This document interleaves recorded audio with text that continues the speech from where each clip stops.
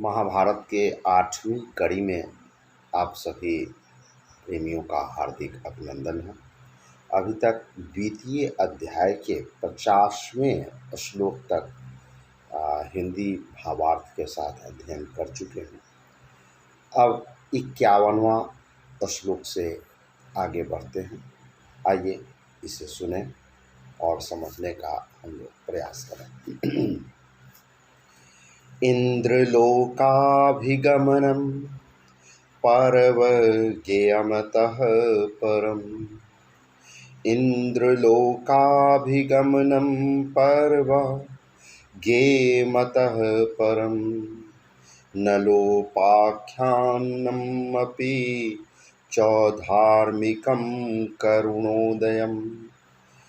इसके बाद इंद्रलोक अभिगमन पर्व है,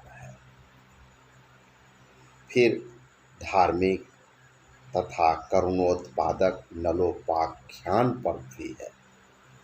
तीर्थयात्रा ततः पर्व कुरुराजस्य धीमतः। जटासुरवधः पर्व यक्षयुद्धं तः परम। इसके बाद बुद्धिमान कुरुराज का तीर्थ यात्रा पर्व, जटासुर वध पर्व और उसके बाद यक्ष युद्ध पर्व भी है। निवातक वचैर्युद्धं पर्व चाजगरं ततः। मार्कंडेय समास्या च पर्वानंतरम उच्यते। इसके पश्चात निवात कवच युद्ध, आजगर और मार्कंडेय समस्या पर्व क्रमशः कहे गए हैं। संवादश्च ततः पर्व द्रौपदी सत्यभामयोः। घोषयात्रा ततः पर्व मृगस्वप्नोद्भवं ततः। व्रीहिद्रोणिकमाख्यानम् इन्द्रद्युम्नं तथैव च।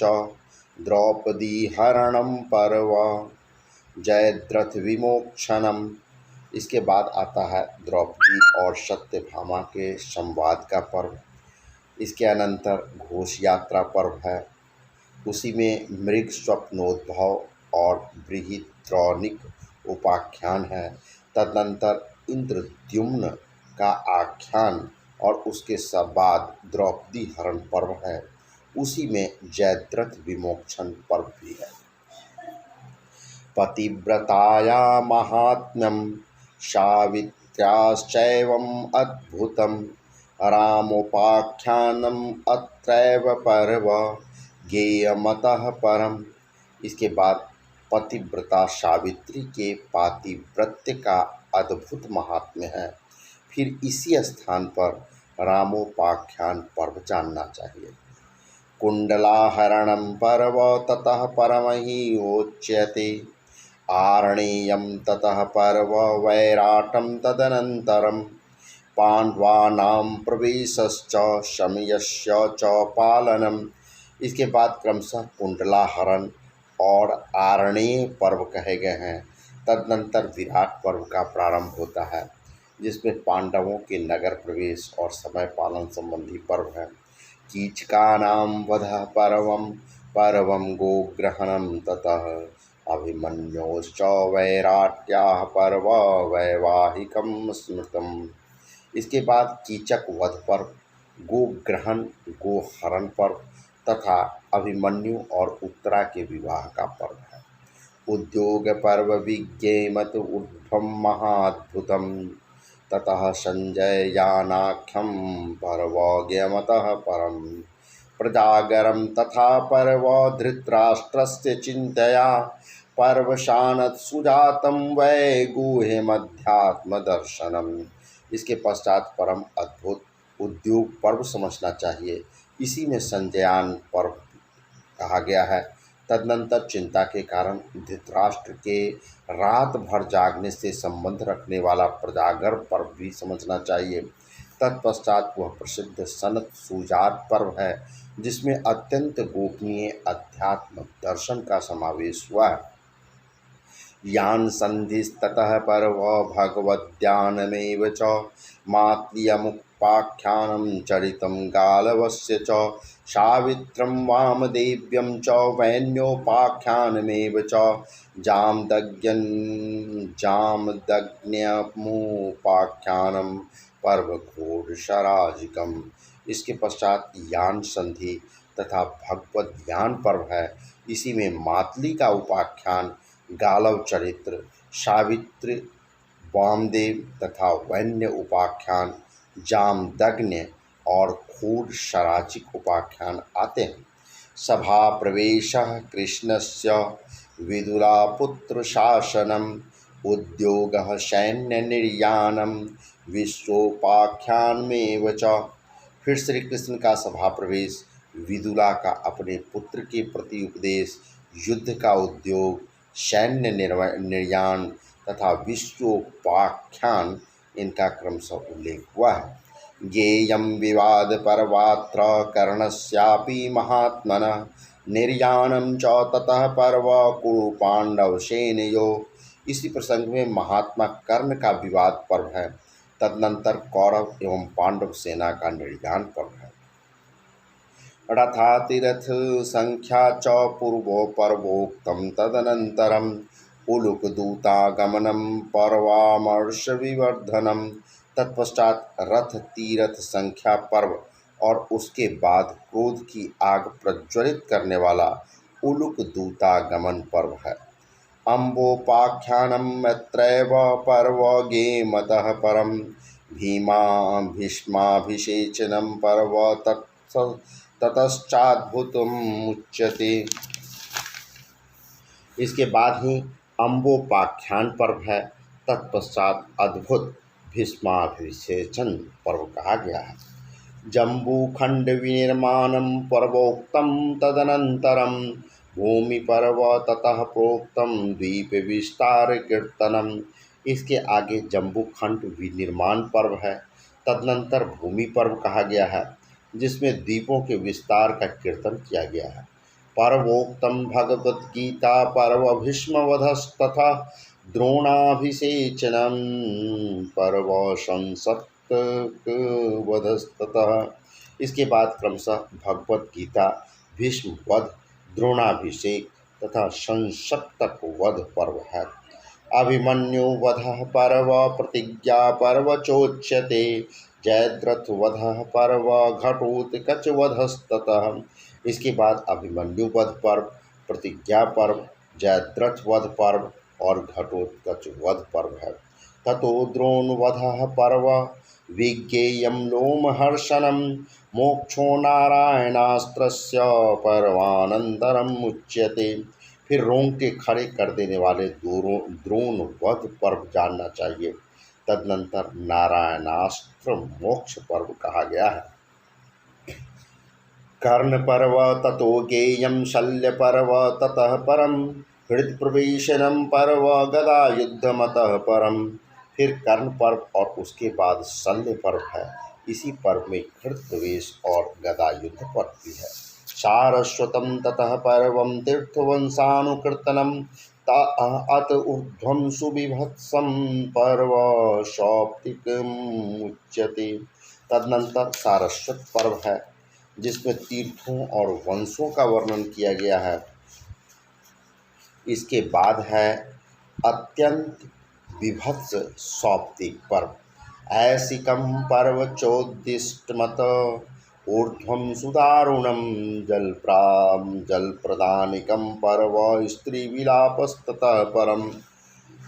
इसके बाद अत्यंत दारुण ऐखिक पर्व की कथा है। फिर जल प्रदानिक और स्त्री विलाप पर्व आते हैं। श्राद्ध पर्व ततो गेयं कुरुणामोर्ध्वदेहिकं चार्वाक निग्रह पर्व रक्षसो ब्रह्मरूपिणः। तत्पश्चात श्राद्ध पर्व है, जिसमें मृत कौवों की अंत्येष्टि क्रिया का वर्णन है। उसके बाद ब्राह्मण वेशधारी राक्षस चार्वाक के निग्रह का पर्व है। आभिषेचनिकं पर्व धर्मराजस्य धीमतः प्रविभागो गृहाणां च पर्वोक्तं तदनन्तरं। तदनंतर धर्म बुद्धि संपन्न धर्मराज युधिष्ठिर के अभिषेक का पर्व है तथा इसके पश्चात गृह प्रविभाग पर्व है। शांति पर्व ततो यत्र राजधर्मानुशासनम आपद्धर्मश्च पर्वोक्तम मोक्ष धर्मस्ततः परम। इसके बाद शांति पर्व प्रारंभ होता है जिसमें राजधर्मानुशासन, आपद्धर्म और मोक्ष धर्म पर्व है।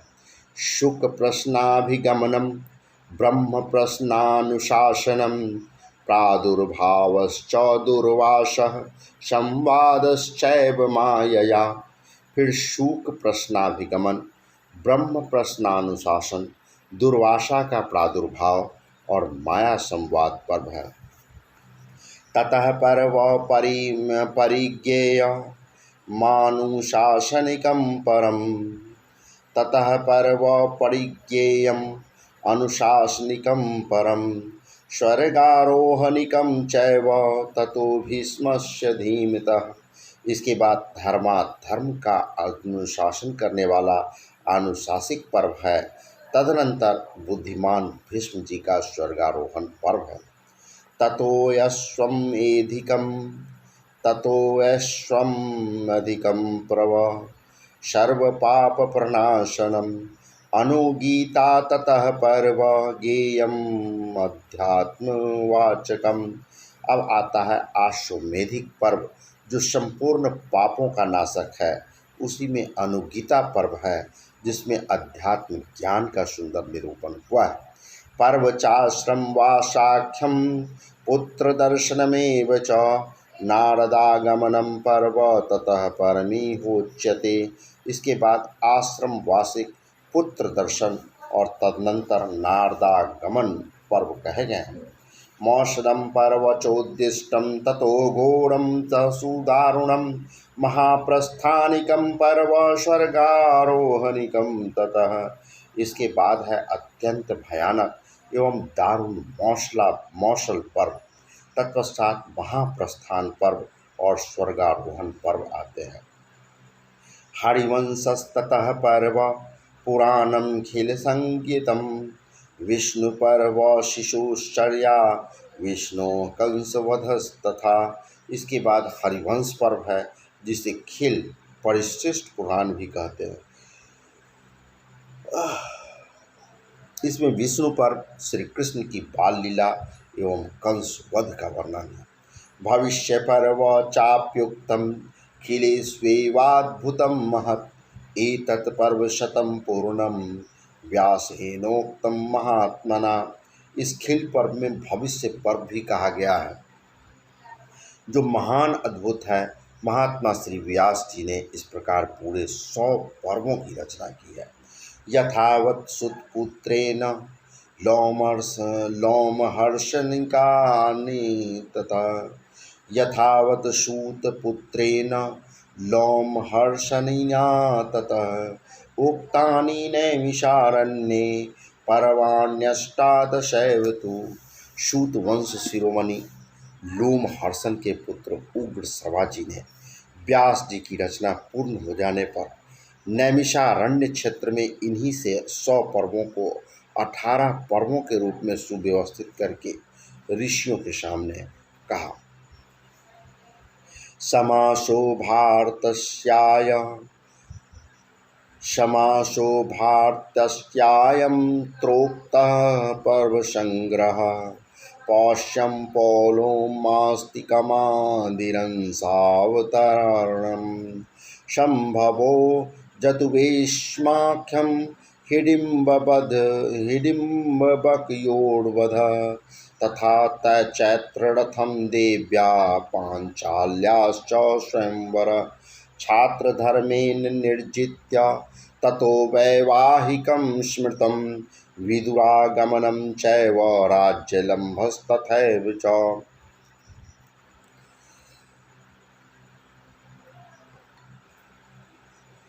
वनवासो अर्जुनस्यापि सुभद्राहरणं ततः हरणाहरणं चैव दहनं खाण्डवस्य च मयस्य दर्शनं चैव आदिपर्वणि कथ्यते। इस प्रकार यहाँ संक्षेप से महाभारत के पर्वों का संग्रह बताया गया है। पौष्य, पौलोम, आस्तिक आदि अंशावतरण संभव, लाक्षागृह, हिडिंब वध, बक वध, चैत्र रथ, देवी द्रौपदी का स्वयंवर, क्षत्रिय धर्म से राजाओं पर विजय प्राप्ति पूर्वक वैवाहिक विधि, विदुरागमन, राज्य लंब, अर्जुन का वनवास, सुभद्रा का हरण, हरणाहरण, खांडव दाह तथा मैं दानव से मिलने का प्रसंग, यहाँ तक की कथा आदि पर्व में कही गई है। पौषे पर्वणि महात्म्यमुत् पौषे पर्वणि महात्म्यमुत्तङ्कस्य पर्वणि तं पौलोमे भृगुवंशस्य विस्तारः परिकीर्तितः आस्तिके सर्वनागानां गरुडस्य च संभवः। पौष्य पर्व में उत्तंक के महात्म्य का वर्णन है। पौलोम पर्व में भृगु वंश के विस्तार का वर्णन है। आस्तिक पर्व में सब नागों तथा गरुड़ की उत्पत्ति की कथा है। क्षीरोदमथनं चैव जन्मोच्चय स्रवस्तथा यजतः सर्पशत्रेण या राज्ञः पारीक्षितश्च च कथेयम् अभिनिर्वृत्ता भरतानां महात्मनां विविधाः संभवा राज्ञा मुक्ता संभव पर्वणि अन्येषां चैव शूराणां सेर्द्वैपायनस्य च अंशावतरणं चात्र देवानां परिकीर्तितम्। इसी पर्व में क्षीर सागर के मंथन और उच्चय स्रवा घोड़े के जन्म की भी कथा है। परीक्षित नंदन राजा जन्मेजय के सर्प यज्ञ में इन भरतवंशी महात्मा राजाओं की कथा कही गई है। संभव पर्व में राजाओं के भिन्न भिन्न प्रकार के जन्म संबंधी वृत्तांतों का वर्णन है। इसी में दूसरे शूरवीरों तथा महर्षि द्वैपायन के जन्म की कथा भी है। यही देवताओं के अंशावतरण की कथा भी कही गई है। दैत्यानां दानवानां च यक्षाणां च महोजसां नागानामथ सर्पाणां गन्धर्वाणां पतत्रिणाम् अन्येषां चैव भूतानां विविधानां समुद्भवः महर्षेराश्रम पदे कण्वस्य च तपस्विनः शकुन्तलायां दुष्यन्ताद् भर्तस्तापि जज्ञवान् यस्य लोकेषु नाम्नेदं प्रथितं भारतं कुलम्। इसी पर्व में अत्यंत प्रभावशाली दैत्य, दानव, यक्ष, नाग, सर्प, गंधर्व और पक्षियों तथा अन्य विविध प्रकार के प्राणियों की उत्पत्ति का वर्णन है। परम तपस्वी महर्षि कण्व के आश्रम में दुष्यंत के द्वारा शकुंतला के गर्भ से भरत के जन्म की कथा भी इसी में है। उन्हीं महात्मा भरत के नाम से यह भरत वंश में संसार में प्रसिद्ध हुआ। शकुंतलायां दुष्यन्ताद् भरतश्चापि जज्ञवान् यस्य लोकेषु नाम्नेदं प्रथितं भारतं कुलम्। वसुनां पुनरुत्पत्तिर्भागीरथ्यां महात्मनां शान्तनोर्विष्मणि पुनस्तेषां चारोहणं दिवि। इसके बाद महाराज शांतनु के गृह में भागीरथी गंगा के गर्भ से महात्मा वसुओं की उत्पत्ति एवं फिर से उनके स्वर्ग में जाने का वर्णन किया गया है। तेजोवशानां च सम्पातो भीष्मस्याप्यत्र संभवः राज्यानिवर्तनं तस्य ब्रह्मचर्यव्रते स्थितः प्रतिज्ञापालनं चैव रक्षाचित्राङ्गदस्य च हते चित्राङ्गदे जैव रक्षा भ्रातुर्यवियशः विचित्रवीर्यस्य तथा राज्ये सम्प्रतिपादनं धर्मस्य नृषु सम्भूतिरनिमाण्डव्यासा शापजा कृष्णद्वैपायनाच्चैव प्रसूतिर्वरदानजा धृतराष्ट्रस्य पाण्डवश्च पाण्डवानां च संभवः इसी पर्व में वसुओं के तेज के अंशभूत भीष्म के जन्म की भी कथा है। उनकी राज्य भोग से निवृत्ति, आजीवन ब्रह्मचर्य में लीन रहने की प्रतिज्ञा पालन, चित्रांगद की रक्षा और चित्रांगन की मृत्यु हो जाने पर छोटे भाई विचित्रवीर्य की रक्षा, उन्हें राज्य समर्पण, अणिमांडव्य के शाप से भगवान धर्म की विदुर के रूप में मनुष्यों में उत्पत्ति, श्री कृष्ण द्वैपायन के वरदान के कारण धृतराष्ट्र एवं पांडु का जन्म तथा इसी प्रसंग में पांडवों की उत्पत्ति कथा भी है। आज बस इतना ही। आज द्वितीय अध्याय के 101वां श्लोक तक अर्थ समेत अभी संपन्न किया जाता है। शेष अब अगली कड़ी में। जय हिंद, जय भारत।